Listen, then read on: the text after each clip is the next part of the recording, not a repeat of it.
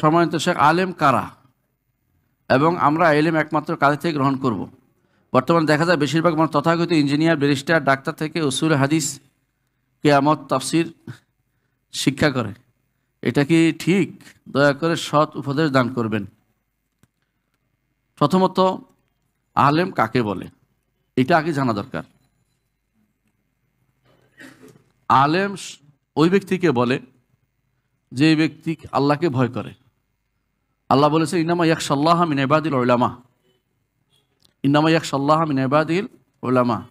আলেমরা আল্লাহকে ভয় করে। আল্লাহকে ভয় করার জন্য কি কি দরকার? কোরআন জানা দরকার, সুন্নাহ জানা দরকার। যে যত বেশি জানবে আল্লাহকে, তত বেশি আল্লাহকে ভয় করবে। আল্লাহকে ভয় করার জন্য আল্লাহ সম্পর্কে জানতে হবে। আল্লাহ সম্পর্কে জানতে হলে আপনাকে আকীদা পড়তে হবে, কারণ আকীদা সবটাই আল্লাহ সংক্রান্ত, আর কোনো কিছু বাইরে না। কারণ আকীদা হচ্ছে আল্লাহর সত্তা, না সত্তা, কর্ম, নাম, গুণ এবং অধিকার। এটা হচ্ছে আকীদা পুরোটাই। তাহলে আপনাকে আল্লাহকে যে ব্যক্তি জানবে না, আল্লাহকে সে ব্যক্তি ভয় করবে না। রাসূলুল্লাহ সাল্লাল্লাহু আলাইহি ওয়াসাল্লাম এর জন্য বলেছেন, ইন্নী ওয়াল্লাহি ইন্নী লা আ'লামুকুম বিল্লাহ ইন্না আ'লামাকুম বিল্লাহি ওয়া আখশাকুম বিল্লাহি ওয়াল্লাহি আনা। তিনি বলেছেন, আল্লাহ শপথ করে বলছি, তোমাদের মধ্যে আল্লাহ সম্পর্কে আমি বেশি জানি, আল্লাহ সম্পর্কে আমি বেশি ভয় করি। যে বেশি ভয় করে আল্লাহকে, সে বেশি জানে। যে জানলে সে বেশি ভয় করবে। কিন্তু আল্লাহকে যে ব্যক্তি জানে না, যার আকীদার জ্ঞান নাই, মনে রাখবেন, আবার বলছি, আকীদার জ্ঞান নাই, বিশুদ্ধ আকীদার যার জ্ঞান নাই, তা সে আলেম বলে বিবেচিত হয় না। সে দুনিয়ার পণ্ডিত, দার্শনিক, চিন্তাবিদ, বুঝছেন না? অথবা মুফাসসিরে কোরআন, অথবা হাদিসের ব্যাখ্যাকর্তা, নাম কত দিতে পারে। কিন্তু যেই ব্যক্তি বিশুদ্ধ আকীদার জ্ঞান নাই, সেই ব্যক্তি আলেম হতে পারে না, সেই ব্যক্তি আলেম না। এটা মনে রাখবেন। এই জন্য দ্বিতীয় প্রশ্ন উত্তর আপনার এসে যাবে। যাদের বিশুদ্ধ আকীদার জ্ঞান নেই, তাদের থেকে এলেম নেওয়া যাবে না। বিশুদ্ধ আকীদা ও মানহাজের যার জ্ঞান নেই, তার এলেম নেওয়া যাবে না। কেন নেওয়া যাবে না? একটু উদাহরণ দিয়ে, একটা আয়াত বুঝবেন। একটা হাদিস বলি আপনাদের, মনে থাকবে আপনাদের ইনশাআল্লাহ। সেটা হচ্ছে, আপনাদের কি মনে আছে রাসূলুল্লাহ সাল্লাল্লাহু আলাইহি ওয়াসাল্লাম একবার আবু হুরায়রা রাদিয়াল্লাহু আনহুকে তার সদাকার হেফাজতের দায়িত্ব দিয়েছেন মসজিদে, মনে আছে? এটা দিয়ে সবাই দাবি করে যে শয়তান থেকে এলেম নেওয়া যায়, এটা দিয়ে দলিল দিচ্ছে আপনাদেরকে। তখন কি করছিল শয়তান? এসে কি করছিল? গপাগপ নিয়ে দৌড় দিচ্ছিল, ধরে ফেলছে। আর কি বলছে? তোমারে একটা জিনিস শিখিয়ে দেবো, যাতে করলে আর তোমারে শয়তান করবে না। এই তো মনে, আপনাদের যারা অর্ধেক পড়ে তারা এটুকুর মধ্যে মনে করছে শয়তান থেকে এলেম নেওয়া যাবে, তাই না? না। রাসূল কি করেছেন? ওরা যখন কার কাছে গেছেন? রাসূলের কাছে গেছেন। রাসূল অনুমোদন না করা পর্যন্ত কি শুরু করছে? আপনি বুঝছেন তো কথাটা? তো আপনি এখন এমন আলেম যার থেকে নেবেন, তারটা অনুমোদন কে করে দিবে? কোনো একজন ভালো আলেমের কাছে নিতে হবে, নইলে শুদ্ধ হবে না।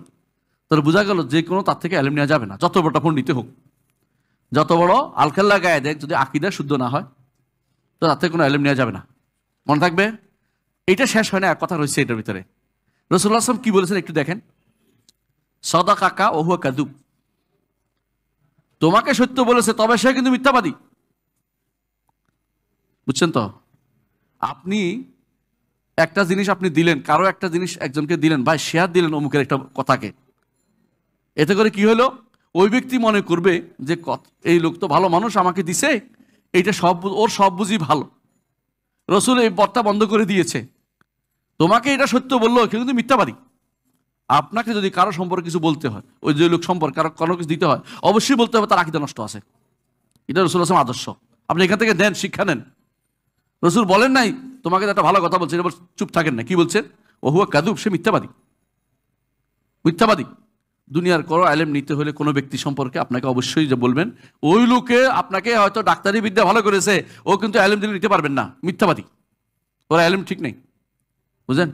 ইঞ্জিনিয়ার হোক, বক্তা হোক, ডাক্তার হোক, বুঝে আসছেন? বক্তা, ডাক্তার, বাস সিটির মাল, এগুলো দিয়ে আলেম নেওয়া যায় না। এগুলো আলেম না, এটা আলেম না, এগুলি আলেম না, এগুলি থেকে আলেম নিলে আপনি বিভ্রান্ত হবেন। তথাকথিত যারা যুবকদেরকে টেনে নিয়ে বেড়াচ্ছে, এখানে নিয়ে যাবো, এখানে নিয়ে যাবো, ওরা আলেম না। বিশুদ্ধ আকীদা এবং মানহাজ যদি শুদ্ধ, মানহাজ এটা একটা মানহাজ, একটা কাজ, যে ব্যক্তি আপনাকে সকালে বিকেলে দুনিয়া দেখাচ্ছে অমুকখানে নিয়ে যাবো ওখানে নিয়ে যাবো, ওরা কিন্তু আকীদা বিভ্রান্ত, মানহাজি বিভ্রান্ত। তো মানহাজ যদি নষ্ট হয় তো সব নষ্ট হবে। রাসূলুল্লাহ সাল্লাল্লাহু আলাইহি ওয়াসাল্লাম আমাদেরকে এরপর সাবধান করে গেছে। সুতরাং মনে রাখবেন, আকীদা ও মানহাজ যার শুদ্ধ নয় সে আলেম নয়। মনে রাখবে, তার থেকে কোনো কিছু পাইলে জিজ্ঞাসা করে নিতে হবে, দ্বিতীয় কাজ। 3 নম্বর কথা হচ্ছে, যে ব্যক্তি উত্তর দিবেন তার সম্পর্কে, তিনি যদি তার সম্পর্কে খারাপ জানেন, তার দায়িত্ব হচ্ছে খারাপটা বলে দেয়া, নইলে রাসূলুল্লাহ সাল্লাল্লাহু আলাইহি ওয়াসাল্লাম আদর্শ অনুসরণ হবে না। রাসূল বলে দিয়েছেন হুয়া কাযুব, সে মিথ্যাবাদী। যদি কোনো আপনি দেখেন যে অমুক থেকে আলেম নিছে, আপনি বলবেন যে ওটা ওই লোক কিন্তু শয়তান আছে, ওই লোক কিন্তু মানুষদেরকে বিভ্রান্ত করে, সন্ত্রাসী আছে, এটা বলে দিবেন, আপনার দায়িত্ব এটা। এটার কারণে আপনি না করলে আপনি আল্লাহর কাছে দায়ী হবেন, কারণ আপনার কারণে আপনি তার একটা বই দিলেন, তার একটা দিলেন, এটার মধ্যে কিছু নাই, কিন্তু সে এই দিকে আপনি আরো 10টা বই পড়বেন তার, তখন কি হবে, খারাপ কিছু আপনার উপরে প্রভাব ফেলবে, তখন আপনি আর এতে বেরোতে পারবেন না। সুতরাং কোনোভাবেই সাবধান, যারা পথ বিভ্রান্ত, আকীদা নষ্ট, মানহাজ নষ্ট, ওদের কোনো বই বা কোনো বক্তব্য বা কোনো লেখা কোনো শেয়ার করবেন না। শেয়ার করলে অবশ্যই বলবেন এই বক্তব্য ছাড়া তার সব বক্তব্যের ভরে আমি কোনো সার্টিফিকেট দিচ্ছি না, সাবধান, তার বক্তব্য থেকে সাবধান, তার সমস্যাটা ওইটা আছে বলে দিবেন। কারণ সে শুদ্ধ হয় না কেন, শুদ্ধ হবে না কেন? শুদ্ধ না হলে ওই ফেরকার ভিতরে পড়বে, যে ফেরকার কথা রাসূলুল্লাহ সাল্লাল্লাহু আলাইহি ওয়াসাল্লাম বলেছেন যে একটি ছাড়া সবগুলি কোথায় জাহান্নামে যাবে। সুতরাং তার কিছু আপনার দেওয়ার দরকারটা কি? মুসলিম মিল্লাতের কি কথার অভাব আছে? বইয়ের অভাব আছে? আলোচকের অভাব আছে?